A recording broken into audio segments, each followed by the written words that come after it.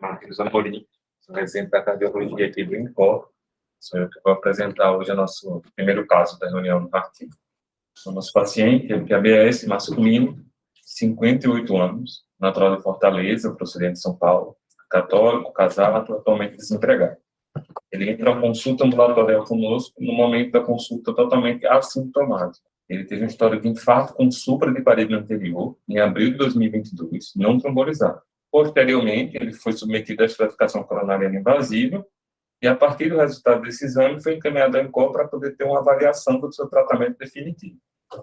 Como eu falei, na ficha principal, atualmente ele encontra-se assintomático do ponto de vista cardiovascular. Antecedentes relevantes, pessoais, então, esse infarto com supra de parede anterior, em abril de 2022. Paciente hipertenso, diabético, não insulina independente. Tem um histórico familiar de idade precoce na família. Uma irmã que faleceu de infarto aos 51 anos. Não era tabagista, etilista, é um paciente jovem, totalmente independente, sem nenhum critério de fragilidade. Essas são as medicações de domiciliar, tratamento clínico que ele vem em uso atualmente. Então, AS, atorvastatina, carvedilol, enalapril, espirona e monocordil.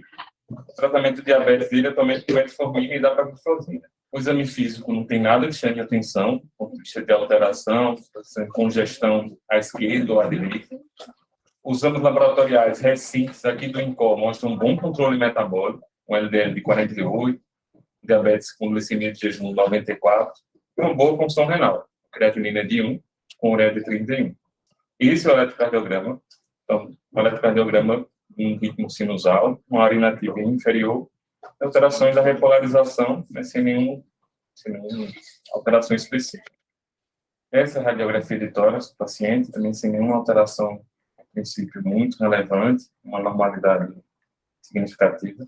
E como exame externo, ele é um paciente que já traz um eco realizado em outro hospital, de outubro, com leve disfunção ventricular. Uma fração de ejeção de 43%, um índice de massa aumentado, mas um desempenho sistólico de VE diminuído de grau moderado por hipocinesia difusa, a princípio sem alteração segmentar. Vamos agora ver a coronariografia dele. Essa é ocluída no terço médio, uma marginal enorme, diferente, né? Diferente do habitual, e o que está enchendo é a DA colateral. Por isso que você se confundiu e ainda enche a circunflexo. Bonita essa imagem, né?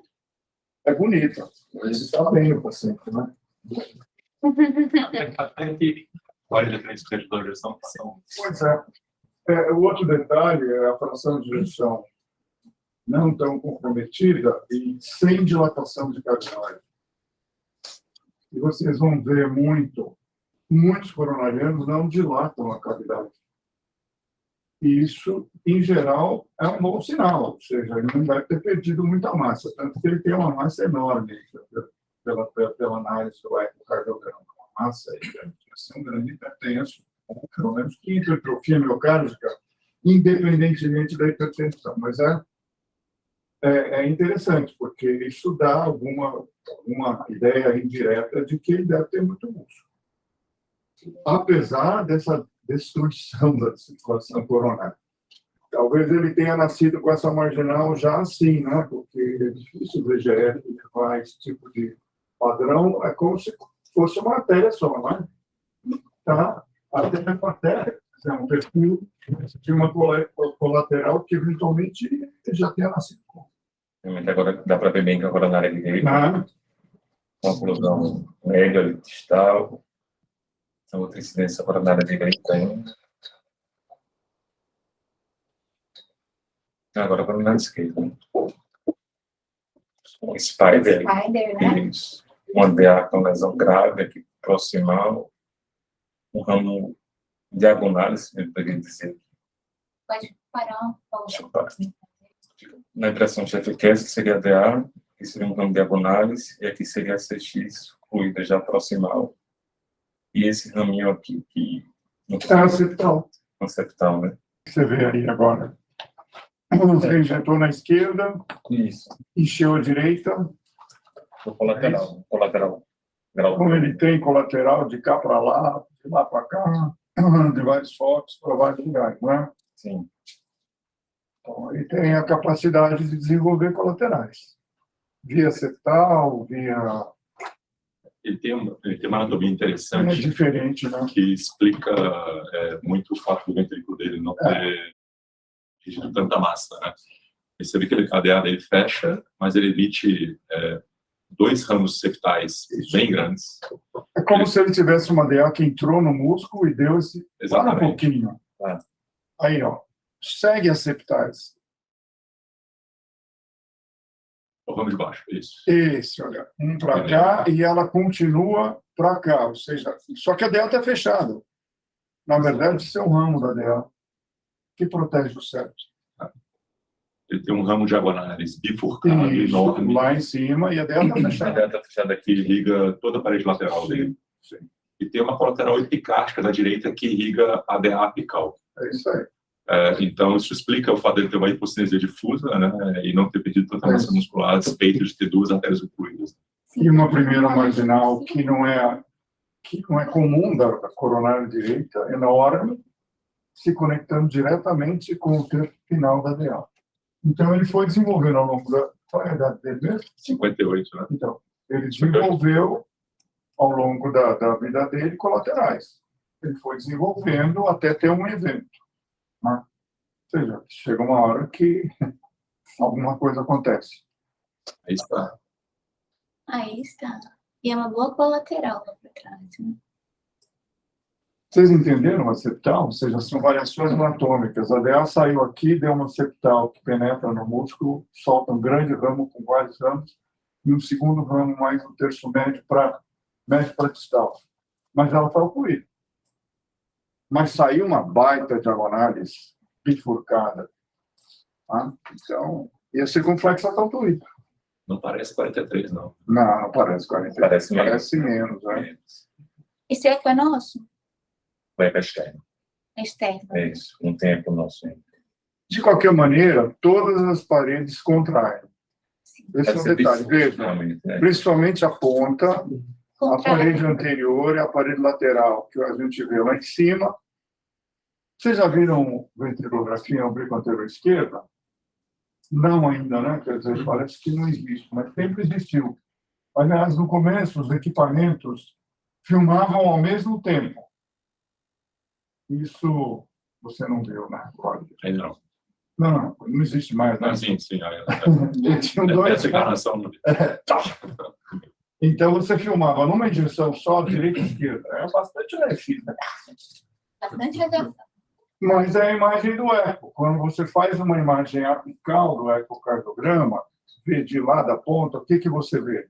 Você está olhando o coração aqui, ó, válvula mitral lá na base, aí você vê septo, parede lateral e parede inferior. Isso aqui, que você veria na geografia, na ventriculografia também.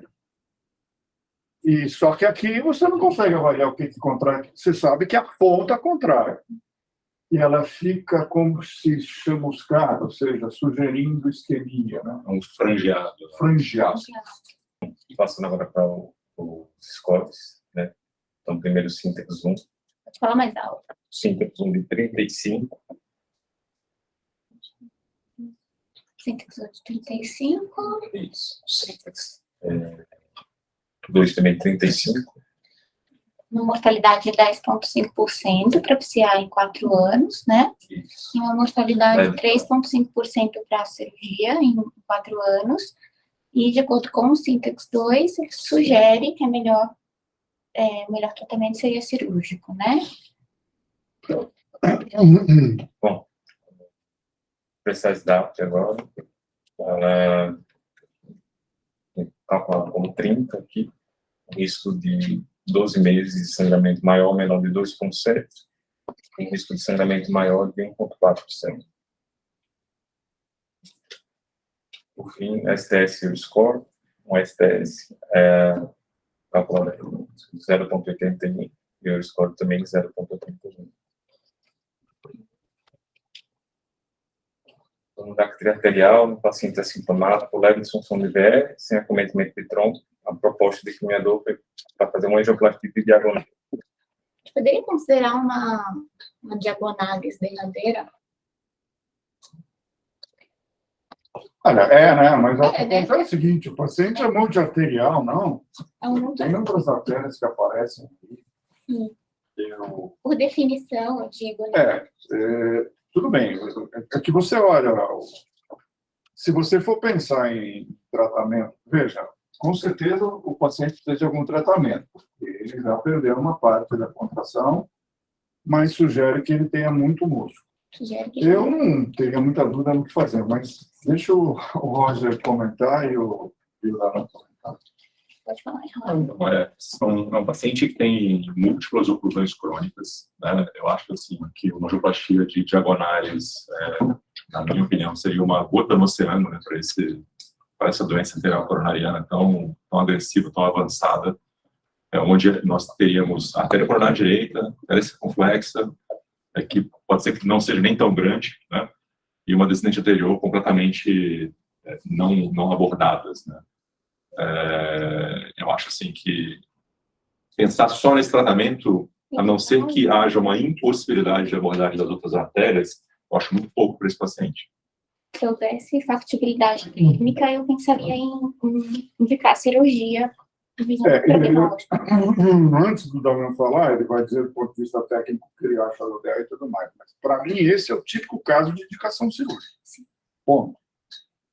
É multiarterial, tem oclusões crônicas, deve ter viabilidade miocárdica, a gente vê que as paredes contraem. Esse paciente, você pode até querer fazer prova de viabilidade com ressonância, mas tudo indica que ele tem reserva. Ele não tem grandes danos pelo eletrocardiograma, ou seja, ele tem uma área pequena na parede, talvez anterior. Inferior e anteroseptal. Isso. Mas também não é elétrico que chama atenção, não tem estudo de condução mostrando um dano miocárdico sério. Então, eu creio que esse é o indivíduo que, se tem alguém que pode se beneficiar, e tecnicamente for possível revascularizar, seria esse.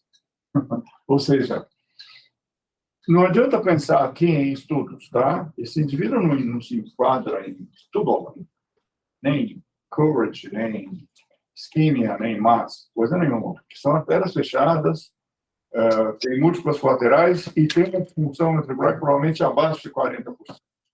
Então, não entra.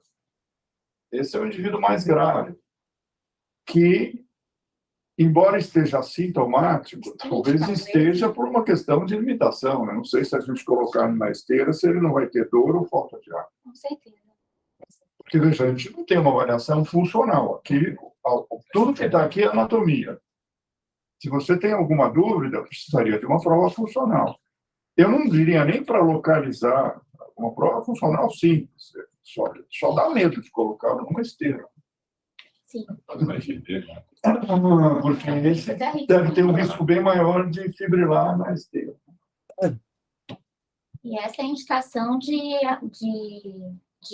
revascularização em artéria derradeira, mesmo na ausência de estudos randomizados. Claro.